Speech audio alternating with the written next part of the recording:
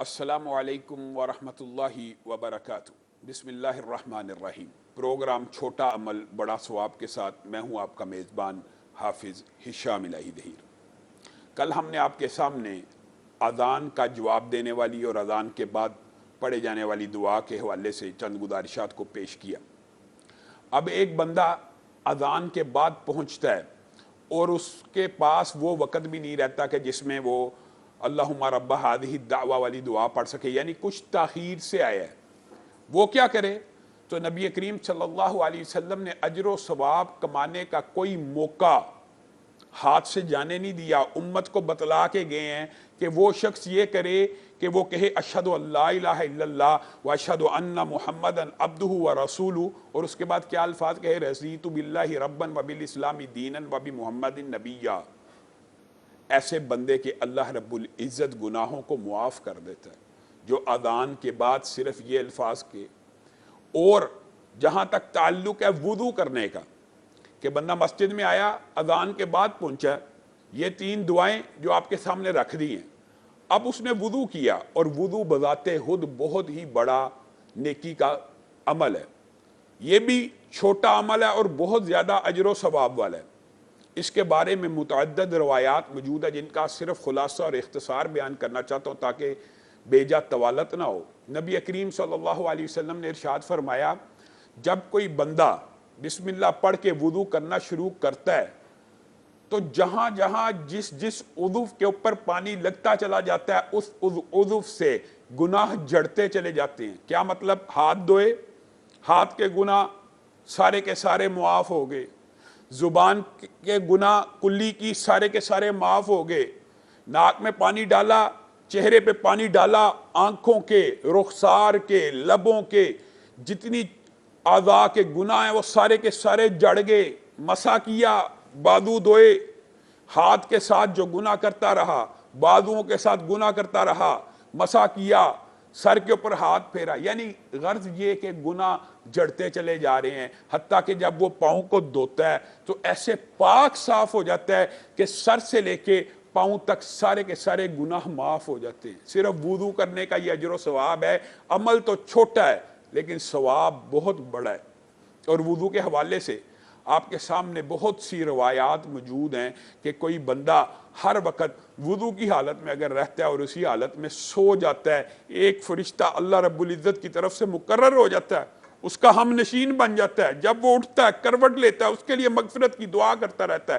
ساری رات اس کے لیے دعائیں ہوتی ہیں جو بندہ وضو کرتا ہے۔ ہاں، جو خاص وضو کے بعد دعا ہے، اشہد ان لا الہ الا اللہ وحدہ لا شریک لہ واشہد ان محمدا عبدہ ورسولہ کے ساتھ اللہم اجعلنی من التوابین واجعلنی من المتطہرین، یہ دعا عورتوں نے بھی پڑھنی ہے اور مردوں نے بھی پڑھنی ہے۔ آج کے بعد یہ جو چھوٹی چھوٹی دعائیں اور چھوٹے چھوٹے اعمال ہم آپ کو ثواب کے بتلا رہے ہیں نا، اس کو یاد رکھنا ہے۔ یہ اگرچہ بہت زیادہ ہم آپ کو بتا رہے ہیں لیکن ان میں سے آپ کوشش کریں کہ جو بتایا جا رہا ہے اس کے بعد اس کے اوپر مداومت کرنا شروع کر دیں، اس کو مستقل اپنی زندگی کا حصہ بنائیں۔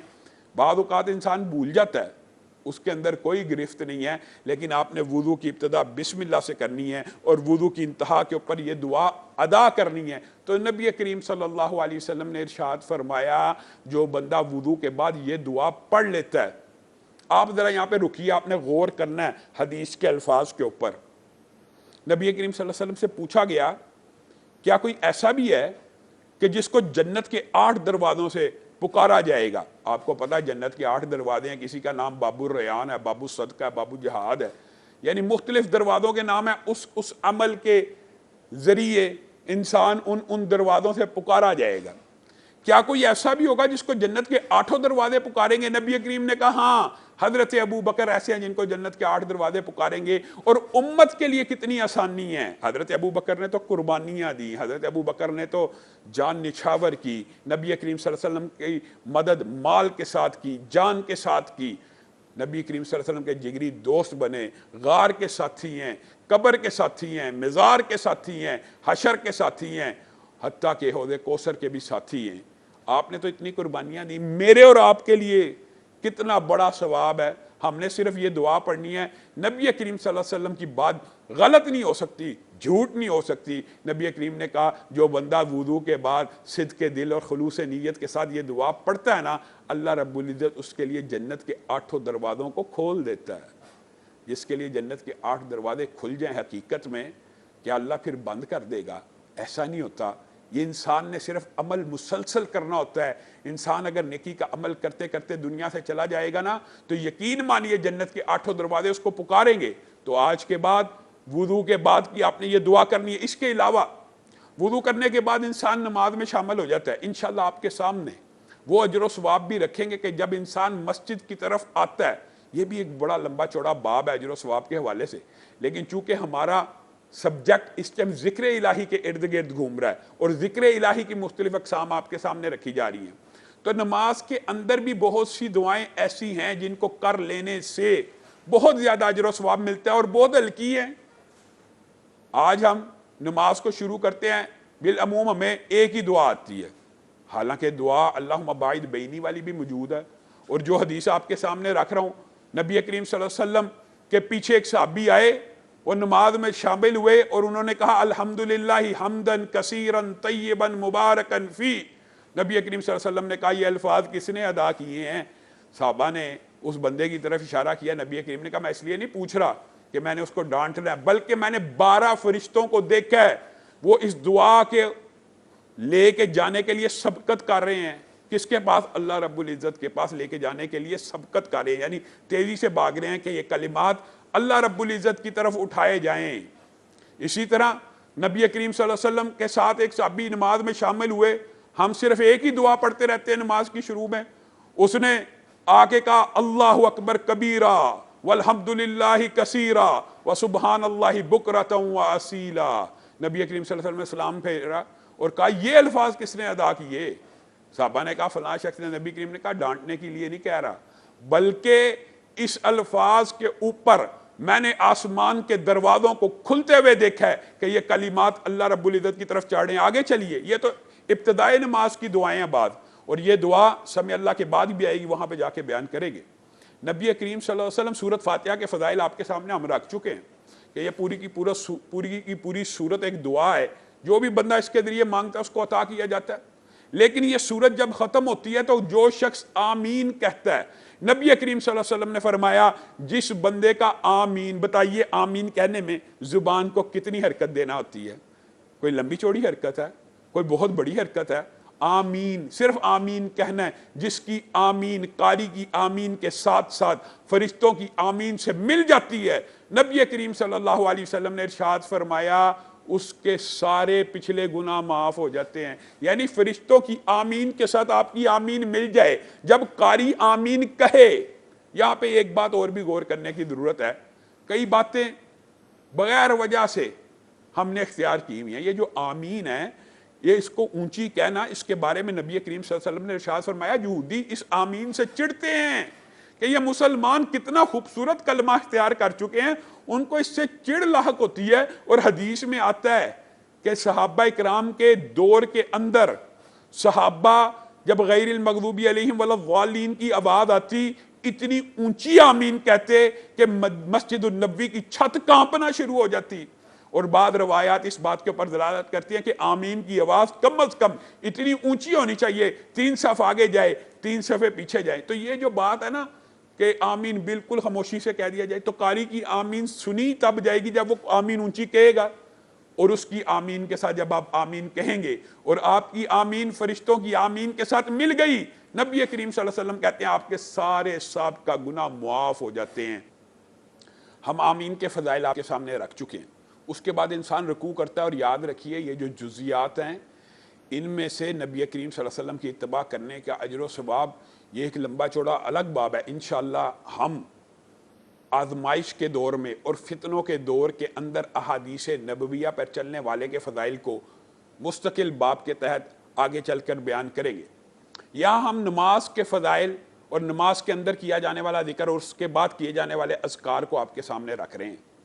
نماز کے اندر آمین کا سارے سابقہ گناہ معاف ہو گئے. اب یہ جو حدیث ہے نبی کریم صلی اللہ علیہ وسلم کی کہ ایک شخص آیا اور نبی کریم صلی اللہ علیہ وسلم نے یہ پہلے حکم بھی دیا کہ جب سمع اللہ لمن حمیدہ کوئی کہے تو اس کے بعد آپ نے کیا کہنا ہے؟ ربنا ولک الحمد. یہاں تک تو ہم سب کہتے ہیں. اگلی دعا کتنی مختصر ہے، میں اور آپ اس سے غافل ہیں، اس کے اجر و ثواب سے غافل ہیں. ربنا ولک الحمد حمدا کثیرا طیبا مبارکا فی. کتنا ٹائم لگ گیا ہے، کتنا وقت لگ گیا ہے؟ 1 منٹ کا بھی چند سیکنڈ لگتے ہیں یہ دعا پڑھ جانے سے. لیکن ہم میں نماز کو مختصر، نماز سبق کی طرح اللہ رب العزت کے سامنے کھڑے ہیں اور اللہ کو ایسے ہم نماز پڑھتے ہیں جیسے سبق سنا رہے ہیں. تیزی سے آئے اللہ اکبر، بسم اللہ الرحمن الرحیم، سورۃ فاتحہ پڑھی جا رہے ہیں جیسے کوئی سبق سنانا ہے، رٹا رٹایا. نہ عبادت کا دل میں شغف ہے، نہ یہ احساس ہے کہ ہم کتنی بڑی ہستی کے سامنے کھڑے ہیں. اگر کھڑے ہیں تو کچھ دعائیں بھی یاد کر لینی چاہیے. نبی کریم صلی اللہ علیہ وسلم کے پیچھے ایک صحابی آئے، انہوں نے یہ الفاظ کہے ربنا ولک الحمد حمدا کثیرا طیبا مبارکا فی. نبی کریم صلی اللہ علیہ وسلم نے کہا یہ کتنے خوبصورت الفاظ ہیں، یہ کس نے ادا کیے ہیں؟ صحابہ نے بتلایا یہ نبی کریم صلی اللہ علیہ وسلم نے کہا میں اس لیے پوچھ رہا ہوں، میں نے خود 30 فرشتوں کو اس کے اوپر سبقت لے جاتے ہوئے دیکھا. کیا مطلب؟ اس حدیث کا مطلب یہ ہے یا تو ان کلمات کو لکھنے میں وہ آپس میں سبقت لے کے جا رہے تھے کہ میں لکھوں گا، یا اس چیز میں سبقت لے جانے کی کوشش کر رہے تھے کہ میں اللہ رب العزت کی بارگاہ میں یہ بندے کے اعمال پیش کروں گا، اس بندے کے لفظ میں اللہ رب العزت کی بارگاہ میں پیش کروں گا. نماز کے اندر اور دیگر بہت سے اذکار ہیں، انشاءاللہ اس میں سے ایک ذکر جو ہے درود پاک بھی ہے. اس کے حوالے سے انشاءاللہ ہم مستقل آپ کے سامنے چند گزارشات کو رکھیں گے. نماز کا سلام پھر گیا، اس کے بعد آپ نے جو نبی کریم صلی اللہ علیہ وسلم کے اذکار مسنونہ ان سے فارغ ہو کے آیت الکرسی پڑھنی ہے. یہ بات آپ کو پہلے بھی کہی ہے کہ آیت الکرسی نماز کے بعد پڑھ لینے سے جنت کا اور اس بندہ مومن کا صرف موت کا فاصلہ ہوتا ہے، مرتے ساتھ جنت میں داخل ہو جاتا ہے. اس کے بعد ایک ذکر ہے جو نبی کریم صلی اللہ علیہ وسلم نے ہمیں سکھایا ہے، اللہم اجرنی من النار. صبح فجر کے بعد اور مغرب کے بعد یہ جو بندہ الفاظ کہہ دیتا ہے 1 سیکنڈ بھی نہیں لگتا یہ الفاظ کہنے میں، اللہ مجھے جہنم کی آگ سے بچا، اللہ مجھے آگ سے بچا. اصل میں یہ ایمان اور دل کی کفیات کا نام ہوتا ہے، یہ اخلاص ہوتا ہے کہ اللہ کے اوپر بھی ایمان ہے اور ایمان بالغیب ہے. الحمدللہ ہم اللہ رب العزت سے ڈرتے ہیں بالغیب، رب تعالیٰ کو دیکھا نہیں ہے.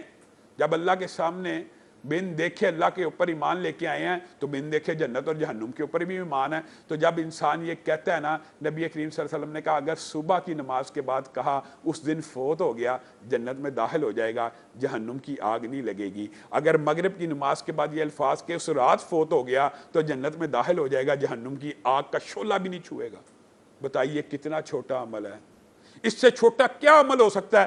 آپ اور میں، ہم میں سے ہر شخص یہ نہیں چاہتا ہم جنت میں چلے جائیں. یقین مانیے ہم میں سے ہر شخص چاہے جتنا مرضی بڑا گنہگار ہی کیوں نہ ہو وہ بھی چاہتا ہے میں جنت میں جاؤں. لیکن جنت میں جانے کے لیے کچھ نہ کچھ تھوڑی بہت سٹرگل تو کرنی چاہیے، کچھ اللہ کی طرف چل کے جانا تو چاہیے. اللہ رب العزت خود ارشاد فرماتے ہیں ایک حدیث میں، کوئی ایک ہاتھ میری طرف آئے میں ایک بازو اس کی طرف آتا ہوں، کوئی چل کے آئے میں دوڑ کے آتا ہوں، کوئی آہستگی سے آتا ہے میں پورا آ جاتا ہوں. یعنی ہمیں اللہ رب العزت کو راضی کرنے کے لیے کچھ طریقے تو اختیار کرنے چاہیے. آگے چلیے، اس دعا کے بعد نبی کریم صلی اللہ علیہ وسلم نے ارشاد فرمایا، یہ کتنی عظیم حدیث ہے اور کتنا ہی چھوٹا عمل ہے اور کتنا بڑا اجر و ثواب ہے. اس کو تسبیح فاطمہ بھی کہا جاتا ہے. وہ مشہور واقعہ حضرت فاطمہ گئیں اور بی بی فاطمہ کے ہاتھ بھی چکی پیس کے تھک چکے تھے. ایک غلام ہمیں بھی عنایت کر دیں. نبی کریم صلی اللہ علیہ وسلم نے کہا میں اس سے بہتر عمل تمہیں نہ دوں، اور وہ عمل یہ تھا کہ تم نے 33 مرتبہ سبحان اللہ، 33 مرتبہ اللہ اکبر، 33 مرتبہ الحمدللہ پڑھنا ہے. یہ مشہور حدیث موجود ہے، لیکن اس حدیث کو نماز کے بعد جو فضیلت حاصل ہے نا اس کے اوپر آپ نے غور کرنا ہے. نبی کریم صلی اللہ علیہ وسلم کی صحیح حدیث میں یہ الفاظ موجود ہیں. کتنا چھوٹا عمل ہے، کتنا بڑا اجر و ثواب ہے کہ جو بندہ 33 مرتبہ یعنی 33 ٹائمز سبحان اللہ الحمدللہ اللہ اکبر پڑھتا ہے. یہ تو ہو گئے 99. اب 100 کی جو گنتی ہے، 100 کا جو عدد ہے وہ کیسے پورا کرنا ہے؟ لا الہ الا اللہ وحدہ لا شریک لہ لہ الملک ولہ الحمد وہو علی کل شیء قدیر. یہ جو دعا ہے نا، یہ آپ میں سے معزز سامعین گرامی قدر ہر بندے کو یاد ہونی چاہیے. اس دعا کے آگے چل کے ہم الگ سے جو فضائل ہیں وہ بھی آپ کے سامنے رکھیں گے کہ اس کے اندر کون سا اہم جز ہے جس کی وجہ سے اس کو اتنی فضیلت حاصل ہے. لیکن چونکہ یہاں پہ بات ہو رہی ہے نماز کے بعد کے اذکار کی، تو صحیح حدیث کے الفاظ ہیں 99 کے ساتھ جو 100 یہ پڑھ کے کرتا ہے، اگر اس بندے کے گناہ سمندروں کی جھاگ کے برابر کیوں نہ ہو. یہاں پہ آپ نے غور کرنا ہے، رکنا ہے. کیا کوئی ایسا ظالم بھی ہوگا دنیا کے اندر؟ اس سمندر، آپ کو پتہ ہے زمین کا 2/3 حصہ سمندروں پہ، پانیوں پہ مشتمل ہے. صرف پانی پہ مشتمل ہو تو بھی انسان کے ذہن میں شاید اس حدیث کی عظمت نہ آتی. حدیث کے الفاظ ہے سمندر کی جھاگ کے برابر. اس بات کا کیا مطلب ہے؟ آپ نے لہروں کے اوپر پانی کے بلبلے دیکھے ہوں گے. اگر سارے کے سارے سمندر اپنی لہروں کے اوپر یہ بلبلے لے آئیں، جھاگ لے آئیں، آپ خود اندازہ کریں کہ اس کی تعداد کیا لاکھوں میں ہوگی؟ کیا اس کی تعداد کروڑوں میں ہوگی؟ یہ تو ارب ہا ارب قطرات بن جائیں گے. یہ جھاگ کے جو بلبلے ہیں یہ اربوں خربوں کی تعداد سے تجاوز کر لیں گے. اور نبی کریم کیا عمل بتا رہے ہیں؟ چھوٹا عمل بڑا ثواب. ایک مرتبہ ایک فرض نماز کے بعد کوئی مرد ہو یا عورت ہو صرف 33 مرتبہ یہ پڑھ لے، اس کے بعد ایک مرتبہ لا الہ الا اللہ وحدہ لا شریک لہ لہ الملک و لہ الحمد وہو علی کل شیء قدیر پڑھ لے، اس کے گناہ سمندروں کی جھاگ کے برابر ہی کیوں نہ ہوں، اللہ رب العزت سارے کے سارے گناہوں کو معاف کر دیتا ہے. آپ بتائیے آپ کو اور مجھے کیا چاہیے؟ آپ کو اور مجھے اور کیا چاہیے؟ اگر ہم گناہ گار بھی ہیں، خطا کار بھی ہیں، سیاہ کار بھی ہیں، تو آئیے اللہ رب العزت کی بارگاہ میں یہ کلمات ادا کیجئے اور ان کلمات کو ادا کر لینے کے بعد وہ اجر و ثواب پا لیجئے جو حدیث میں مذکور ہے. یہ تو بات ہو گئی نماز کے اندر کیے جانے والے اذکار کی، نماز کے بعد کیے جانے والے اذکار کی. ایک نہایت اہم ذکر جس کا میں آپ کو حوالہ دینا چاہتا ہوں وہ کیا ہے؟ صحیح حدیث کے الفاظ ہیں کہ افضل الذکر لا الہ الا اللہ. سب سے افضل ذکر، یہ جو ہم نے ذکر کی ترتیب بنائی ہے کہ ہم نے ذکر کے اندر جو افضل ترین ذکر ہے اس کو اب آ کے بیان کر رہے ہیں. اس کی یہ وجہ ہم نے آپ کے سامنے پہلے بھی رکھی تھی کہ ذکر کے اندر بے شک لا الہ الا اللہ سب سے افضل ہے، لیکن مخلوقات کے کلام کے اندر اور خالق کے کلام کے اندر ایک بہت بڑا فرق ہے. خالق کا کلام قرآن پاک ہے. قرآن پاک کی جو حیثیت ہے وہ باقی کلاموں کے اوپر سب کو پتہ ہے، فوق ہے، برتر ہے.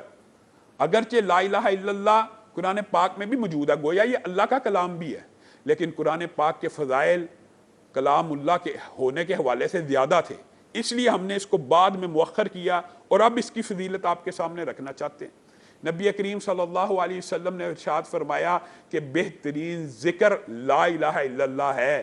کتنا بہترین ہے، صرف ایک حدیث کو بیان کرتے ہیں اور انشاءاللہ آئندہ آنے والے پروگرام میں اسی ٹاپک کو کنٹینیو کریں گے. اتنا افضل ذکر ہے، اتنا افضل ذکر ہے کہ نبی کریم صلی اللہ علیہ وسلم نے ارشاد فرمایا جس کا آخری کلام، یعنی کوئی انسان موت کے منہ میں ہے، کوئی انسان کو نزع لگنے والی ہے، کوئی انسان ایسی بیماری میں چلا گیا، اس کو علم ہو گیا ہے کہ اس بیماری میں میری موت ہونے والی ہے، ابھی وہ ہوش میں ہے، ابھی پردے نہیں اٹھے، اگر اس کی زبان سے خلوص نیت سے صرف یہ ادا ہو جائے نا، اللہ تیرے علاوہ کوئی معبود نہیں ہے، اللہ ساری زندگی تیری عبادت کی، لا الہ الا اللہ، تیرے علاوہ کوئی الہ برحق نہیں ہے، تیرے علاوہ کوئی عبادت کے لائق نہیں ہے، دخل الجنہ. نبی کریم صلی اللہ علیہ وسلم نے فرمایا وہ بندہ جنت میں داخل ہو جاتا ہے. تو جس کا آخری کلام لا الہ الا اللہ ہو وہ جنت میں داخل ہو جاتا ہے. معزز سامعین گرامی قدر، پروگرام چھوٹا عمل بڑا ثواب میں آج ہم لیتے ہیں آپ سے اجازت. انشاءاللہ کل دوبارہ لا الہ الا اللہ کے فضائل کے حوالے سے اپنی گفتگو کو جاری رکھیں گے. والسلام علیکم ورحمۃ اللہ وبرکاتہ.